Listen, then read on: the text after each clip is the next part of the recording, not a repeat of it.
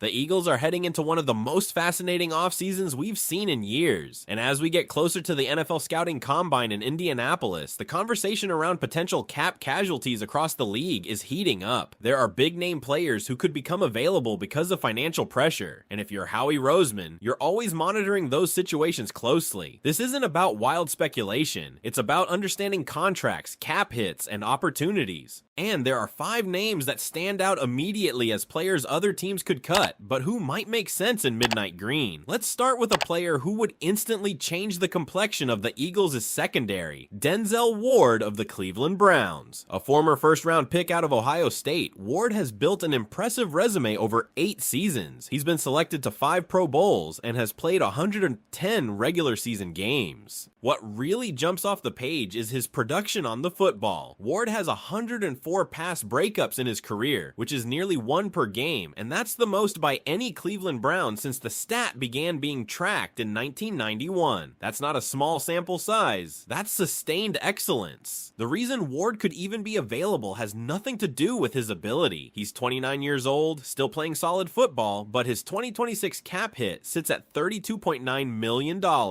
If Cleveland were to designate him a post-June 1st cut, they'd save $20 million in cap space. With financial strain tied to the Deshaun Watson contract and a new head coach in Todd Monken coming in, tough decisions could be made. Even in what some consider a down 2025 season, Ward recorded 9 pass breakups and an interception. In 2024, he had 49 tackles, 19 pass breakups, 2 interceptions, and a forced fumble. His instincts, lateral quickness, and ability to read quarterbacks remain elite traits. Now imagine him lining up opposite Quinion Mitchell, with Cooper DeJean working inside. That trio could arguably be the best cornerback group in the league. Ward's experience and ball production would address the outside corner need immediately. Another name to watch is Mekhi Becton of the Los Angeles Chargers. Eagles fans remember how well Becton played during the Super Bowl run in 2024 under Jeff Stoutland. He signed a 2-year, $20 million deal with the Chargers, but things didn't work out. He struggled through 14 starts in 2025, earning a 38.7 overall PFF grade and the lowest run blocking grade among guards with at least 500 snaps. Cutting him would save the Chargers $9.7 million. Here's the interesting part. In 2024 with the Eagles, Becton posted a 75.3 overall PFF grade with a 74. 7 run blocking grade. He allowed just 3 sacks and was a major reason Saquon Barkley found success on the ground. The question now is scheme fit. Under the new offensive direction influenced by Kyle Shanahan, Sean McVay, and Matt LaFleur principles, does Becton fit? He might be too big for the movement-based system, or maybe he's simply one of those players who thrives in Philadelphia under Stoutland and nowhere else. Then there's Curtis Samuel of the Buffalo Bills. The Bills are currently over the salary cap, and releasing Samuel would free up $6 million. He only played 6 games in 2025, totaling 7 catches for 81 yards. In 2024, he had 31 catches for 253 yards and 1 touchdown. Injuries have limited him recently, but during his time in Washington, he had back-to-back seasons with over 600 receiving yards. If the Eagles were to move on from Jahan Dotson, could Samuel serve as a veteran WR3 behind A.J. Brown and DeVonta Smith? It's possible. Though drafting and developing might be the preferred route, Samuel would be a low-risk option. A more intriguing receiver option could be Michael Pittman Jr. of the Indianapolis Colts. Pittman carries a $29 million cap hit in 2026. If Indianapolis were to release him, they'd create $24 million in cap space with only $5 million in dead money. That's significant. Pittman has been highly productive and even posted a career high in touchdown receptions this past season. If the Colts prioritize extending Alec Pierce, Pittman could become expendable. He's still young and has proven he can produce at a high level. Finally, look at Uchenna Nwosu of the Seattle Seahawks. Seattle has the 6th most cap space in the league, but cutting Nwosu would still create $11.4 million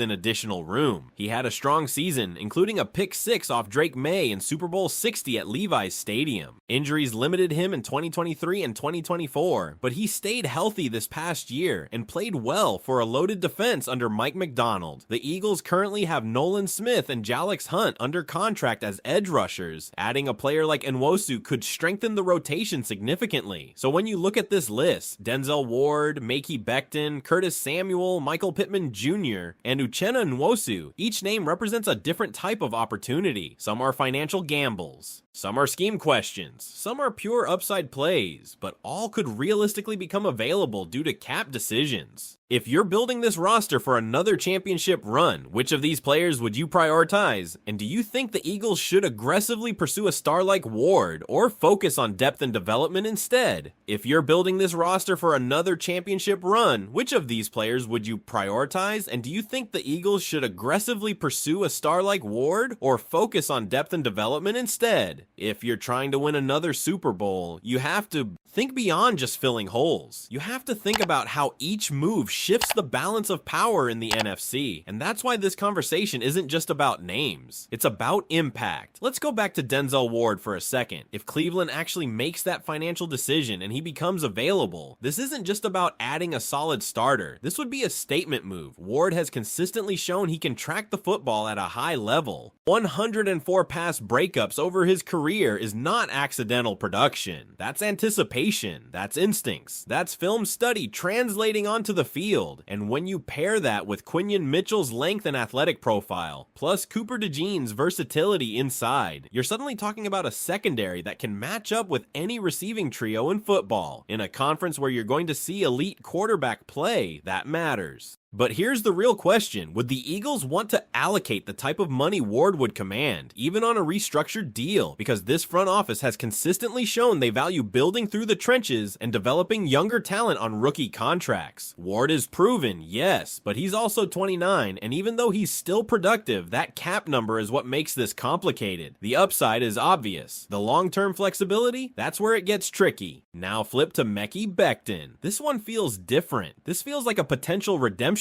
arc if it happens. In 2024, under Jeff Stoutland, Becton looked comfortable, powerful, and confident at guard. His 75.3 overall PFF grade and 74.7 run blocking grade weren't just decent, they were strong numbers for a player who had previously struggled with consistency, and Saquon Barkley benefited from that physical presence in the run game. But in Los Angeles, the fit wasn't there. The 38, 7 overall grade, and 35.5 run blocking mark in 2025 tell you that clearly. So now it becomes a philosophical debate. Under the new offensive direction influenced by systems connected to Kyle Shanahan, Sean McVay, and Matt LaFleur, this offense may lean more on movement, angles, and athleticism up front. Becton is a road grader. He's massive. He wants to move people off the ball. Does that mesh with what's coming? Or do you roll with Tyler Steen, who's thinner, more agile, and potentially a cleaner scheme fit? This isn't just about talent, it's about identity. At wide receiver, Curtis Samuel represents depth and flexibility. He's not a number one, he's not even a number two, but in Washington, when healthy, he showed he can produce over 600 yards in back-to-back seasons. Injuries have slowed him, especially with only 6 games played in 2025. If the Eagles decide to move on from Jahan Dotson, Samuel could be a low-cost veteran who understands spacing and can operate in the short to intermediate game, but drafting and developing a younger receiver might align more with the long-term vision. Michael Pittman Jr. is the more explosive possibility. A $29 million cap hit for Indianapolis, with $24 million in savings if they release him, makes this situation financially logical for the Colts if they prioritize other extensions. Pittman has proven he can be productive and even posted a career high in touchdowns this past season. The question is fit. With A.J. Brown and DeVonta Smith already commanding targets, would Pittman embrace a shared role? And would the Eagles commit major money to a third high-profile receiver? It would create one of the most physically imposing receiver groups in football, but it would also shift cap allocation significantly toward the perimeter. Then there's Uchenna Nwosu. This might be the most under-the-radar impactful option. Seattle could save $11.4 million by releasing him, even though they already have healthy cap space. Injuries limited him in 2023 and 2024, but when healthy in 2025, he showed his ability to disrupt the pocket and even delivered a defining pick 6 in Super Bowl 60 against Drake May. Right now, the Eagles have Nolan Smith and Jalen Hurts under contract at edge. Adding Nwosu wouldn't just be about depth, it would be about maintaining a relentless pass rush rotation, and we all know how critical that is in January. So when you zoom out and look at this entire picture, it comes down to philosophy. Do you swing big for a potential star like Denzel Ward? Do you bet on a reunion with Mekhi Becton? Do you quietly strengthen depth with Curtis Samuel? Do you explore the splash of